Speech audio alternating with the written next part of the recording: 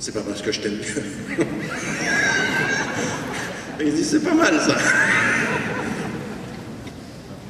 Et c'est vrai, l'amour n'est pas un argument de vérité. L'amour, c'est un argument d'amour. C'est tout. Et il se peut que notre cœur aime plus par ce qui le fait vivre que par la vérité qui doit être son critère. Raison pour laquelle c'est une lutte permanente entre l'amour et l'amour de la vérité. Donc, ce qui nous est demandé, connais-toi toi-même, c'est de se rendre compte que nous sommes extrêmement fragiles, extrêmement vulnérables, et que ça demande un vrai travail. C'est exactement ceci que vous allez, quand il vous est dit que le prophète est un modèle pour vous tous, il est le meilleur modèle. Qu'est-ce que ça veut dire? Regardez sa vie, regardez comment il était. Il était d'une exigence fondamentale vis-à-vis de lui-même. D'abord, se connaître soi-même. C'est pas quelqu'un qui a changé le monde en le demandant à tout le monde de changer, c'est quelqu'un qui s'est changé et qui a changé le monde, qui avait une exigence vis-à-vis de lui-même. Et c'est parce qu'il se connaissait dans les abîmes de ce qui pouvait être problématique pour lui qu'il a été aussi généreux avec les gens. Il n'a su pardonner que parce qu'il savait se juger. Mais nous, nous jugeons sans pardonner parce que nous ne nous jugeons pas assez. Nous sommes à la périphérie de notre être, et parce que nous sommes à la périphérie de notre être, on juge l'autre. Mais au centre de soi, il y a plus de pardon pour l'autre que de jugement sur l'autre. Au centre de soi. Parce que quand tu te connais, tu sais, un, que c'est pas facile, deux, que tu n'es pas un ange, trois, qu'il y a suffisamment d'ombre en toi pour essayer de chercher la lumière dans l'autre. Mais quand tu penses que tu n'es que lumière, alors tu ne vois que l'ombre de l'autre. Ça, c'est l'esprit dogmatique. Le prophète, c'était différent. Isa, Moussa, tous les prophètes, c'est différent. Ils sont d'abord extrêmement exigeants vis-à-vis d'eux. Pourquoi? Parce que si Dieu les a choisis, il les a choisis par leur capacité à se questionner eux-mêmes. Et parce qu'ils savent dire qui est ce moi qui m'habite, ils sont beaucoup plus généreux vis-à-vis de l'autre. Et parfois, ils sont entourés par des gens. Combien de temps il me reste? Je ne sais plus, hein, parce que là, je suis parti pour 2 heures. On y est déjà.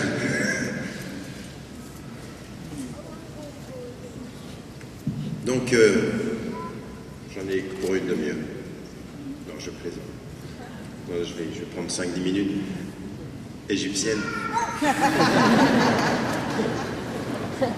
Notez que si elles étaient sénégalaises ou marocaines, on serait là demain. Mais je ne suis pas raciste.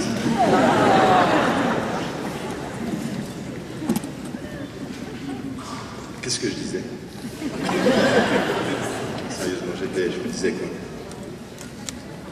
Oui, l'exemple du prophète, et de tous les messagers, c'est effectivement cette attitude de revenir à soi et de faire ce travail sur soi. Et là, c'est ce travail-là qui est important. C'est-à-dire quand il est toutes ces caractéristiques de savoir être à l'écoute de l'autre, savoir lui pardonner, savoir que dans sa différence, il peut me permettre d'être meilleur moi-même, ça commence déjà par un regard sur soi. Et ça, finalement, toute notre expérience spirituelle, le fait que nous prions 5 fois par jour, le fait que dans 2 semaines nous allons jeûner, toutes ces expériences spirituelles, c'est connais-toi toi-même, reviens à toi, reviens à l'intérieur. Sache tes zones d'ombre, connais tes défaillances. Ne te regarde pas de façon négative. Tu es humain, c'est comme ça que tu es. Donc il y a se regarder soi avec bienveillance pour s'améliorer, et regarder l'autre avec le pardon pour l'améliorer. La bienveillance pour soi, pour essayer de ne pas se regarder négativement. Nous sommes comme ça, il faut essayer de s'améliorer. Il faut toujours être spirituellement positif. Toute épreuve qui nous vient n'est pas envoyée pour nous détruire, mais pour nous construire. Elle est destinée à nous rendre meilleurs. Il n'y a pas d'épreuve, si c'était la mort, l'épreuve de la mort, c'est l'épreuve ultime. Mais tant que nous sommes vivants, toute épreuve est positive pour nous permettre d'être meilleurs. Et c'est comme ça qu'il faut l'apprendre. Il faut vraiment spirituellement positiver ces épreuves-là, les comprendre comme des tests pour soi pour être meilleur. Et donc c'est une lutte permanente. Mais en même temps, quand on voit ces épreuves, quand on se comprend soi-même, on regarde les autres et Rahman, la miséricorde, la compassion commence toujours par soi. C'est ce que je dis dans le livre. Je suis revenu à... Et vous voyez comment, de la tradition musulmane, avec les traditions chrétiennes et juives, vous retrouvez même les enseignements fondamentaux de l'hindouisme et du bouddhisme. Quand la tradition bouddhiste vous dit « la compassion commence toujours par soi ». Ça veut dire quoi, commencer par soi? Être plein de compassion vis-à-vis de soi, c'est pas de s'ignorer, c'est de se regarder et de voir en soi tellement de possibilités de n'être pas noble, d'être mauvais, que finalement, vous vous regardez, vous vous connaissez, et vous comprenez qu'il faut être bienveillant à votre propre égard. Il faut être plein de compassion. C'est que vous pouvez être meilleur, que vous devez faire ce travail-là. Donc, ne jamais se juger soi-même définitivement. Il y a des personnes qui se regardent et qui se disent « si toutes ces épreuves m'arrivent, c'est que Dieu ne m'aime pas ». La tradition musulmane, comme toutes les autres traditions, vous disent exactement le contraire. Il se pourrait que toutes ces épreuves, ce soient des signes d'amour, pour que vous vous améliorez, pour que vous y travaillez, parce que votre souffrance, tant qu'elle ne vous a pas tué, peut vous apporter de la force d'être meilleur.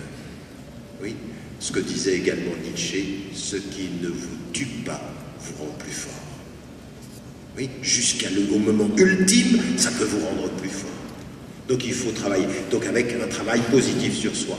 Et c'est à ce moment-là que vous regardez l'autre et que vous suspendez votre jugement. Quand vous travaillez beaucoup sur vous-même, vous reconnaissez en l'autre les aspirations, son espoir. Et c'est là que vous devenez positif.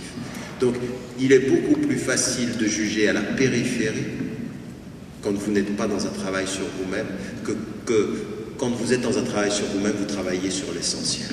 Et donc ici, cette première richesse, c'est ça. C'est que l'autre vous renvoie à vous-même et vous demande de faire tout ce travail sur vous. C'est ce que nous dit la tradition, c'est ce que nous disent les versets que j'ai cités tout à l'heure et qui sont effectivement les premiers éléments. Nous avons besoin de l'autre pour comprendre ce que veut dire le sens de Rahma, de la miséricorde, de la compassion et de la générosité et du don. Ça, c'est une première attitude.